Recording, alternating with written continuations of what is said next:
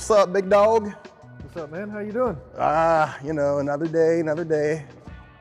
Had a meeting with the supervisors today for a management position.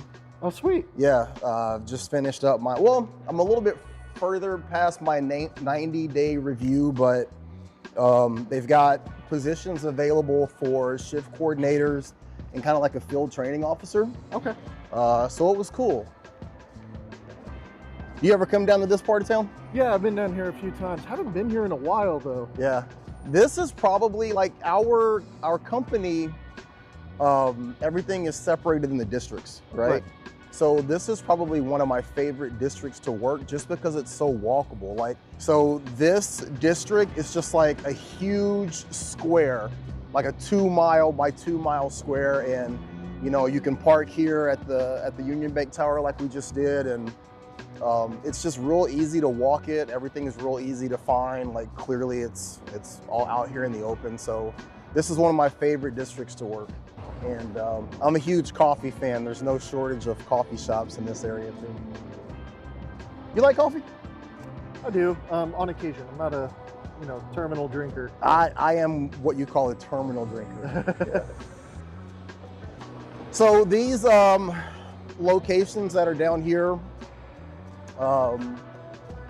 aside from like general security, making sure that people aren't loitering on the property, most of what we do is just making sure that they're secure and then responding to calls.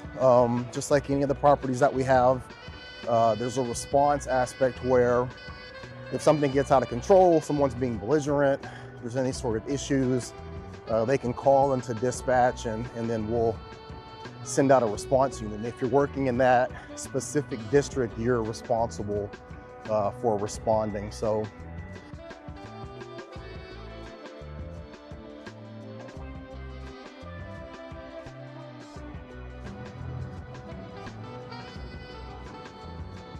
what exactly are you doing right now? So we have an online application that runs through our phone. Basically, the locations that are in the portfolio, you hit that at a certain time, take pictures of the location. You know, here in downtown, making sure that the windows aren't smashed is one of the biggest issues because clearly that's an issue here in Portland. Like if you look over here into this little alcove here, making sure that people aren't in the alcove, that there's no graffiti or damage to the building, things like that. So on this app, we just upload the photos. You do a patrol log to make sure that you were here. It annotates the time that you were here, annotates that you did your patrol. If it's an abandoned property or if it's a locked property, clearly you're going to be checking the doors, just basic security stuff. But more than anything, down here in the downtown area, it's going to be making sure that the windows are intact, making sure there's no graffiti, and then making sure that there's no one that's loitering on the property.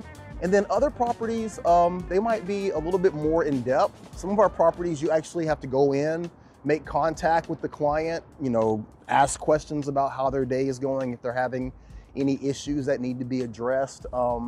There's definitely a customer service component to what we do.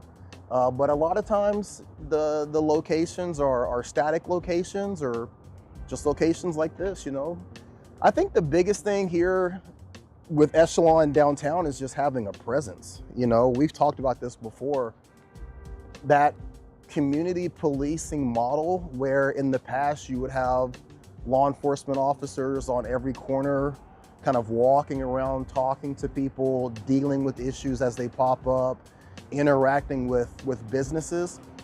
And this is no shade or shot at Portland Police Bureau. They just don't have the manpower to do that. So private security has really taken a lot of that on. Definitely with Echelon, that's one thing that we do. We're on foot, we're in the area, you're working that district, people see us out here. And I feel really good about that. The fact that like if people are shopping over here at Nordstrom's or if somebody's over here at Starbucks, they see somebody in uniform and they know that there's somebody out here. I take a lot of pride in that, Speaking of coffee, I think it's time for some coffee. Sounds good. Let's do it.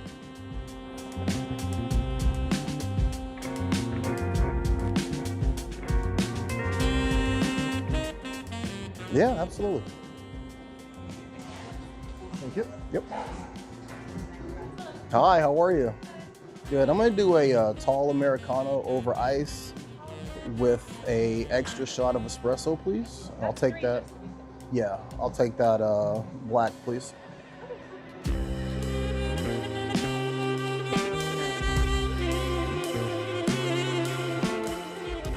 You know, it's crazy how much like we're in such an age where everyone's being recorded. You're constantly being tracked by your social media, your cell phone, right? Like we're more connected than ever before, but people are so self-conscious and aware of like if someone's filming them. You know what I mean? Yeah, no, I mean, privacy is a real thing. Yeah. It's kind of, we're clinging to what we got left. Yeah. CCTV, body cameras, influencers, it's all over the place. Do you ever watch those First Amendment audit videos where people like go in specifically to like a public taxpayer funded building, like maybe they'll go to a post office or a government building and they'll walk in with their cell phone. Like a DMV is a big one. They'll go to a DMV and people immediately will be like, you can't record in here, you can't film.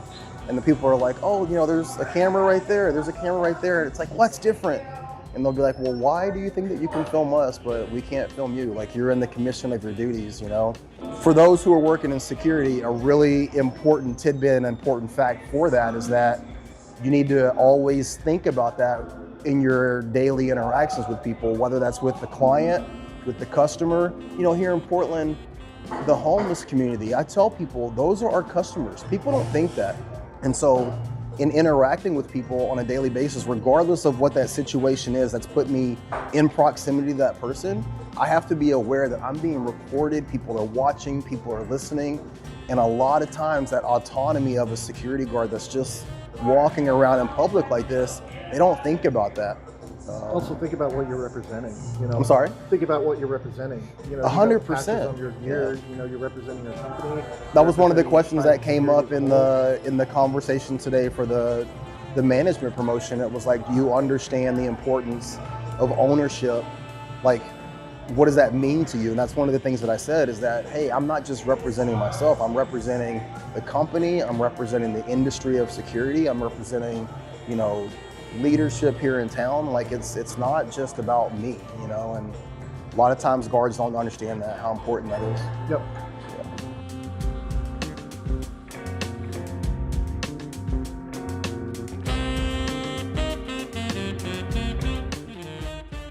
So this gym you go to for, what is it again? Jiu-jitsu. Okay, so you do jiu-jitsu.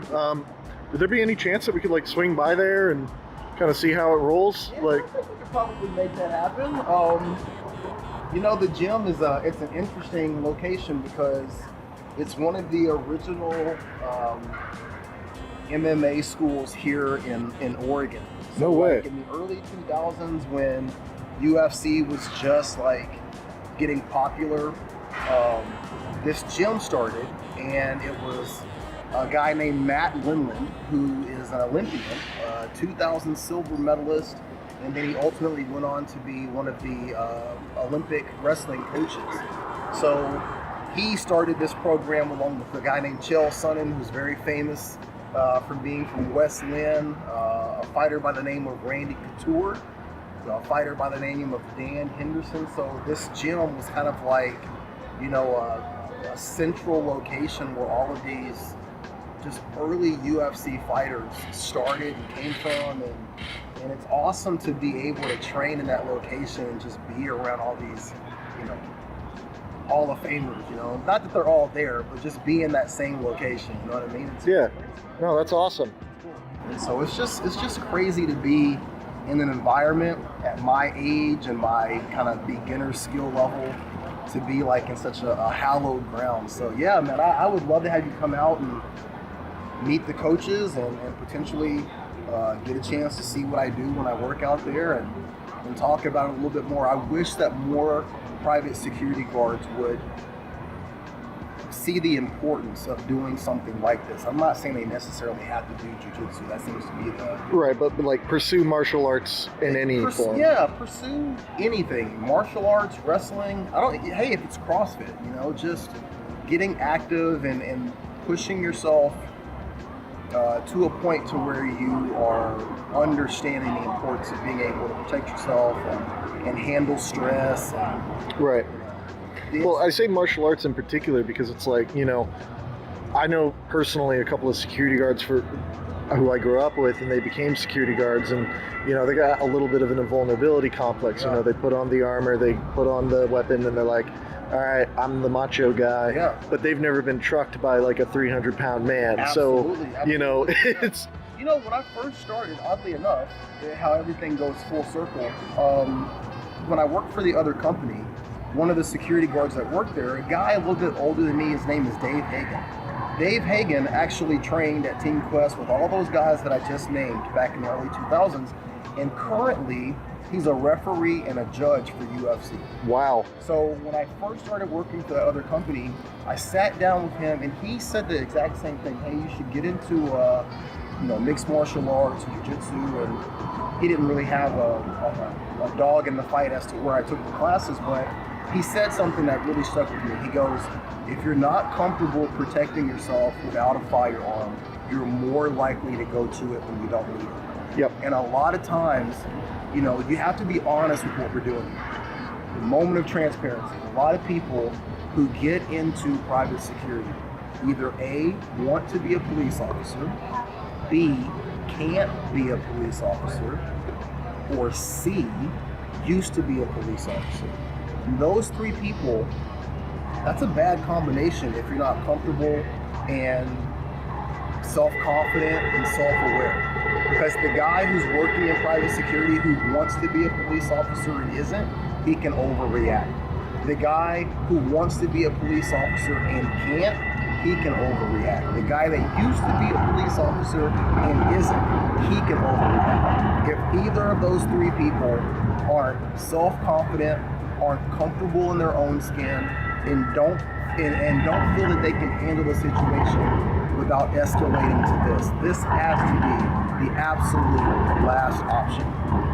And it can't be if you don't have any other options, whether that's de-escalating something or dealing with something which is trans.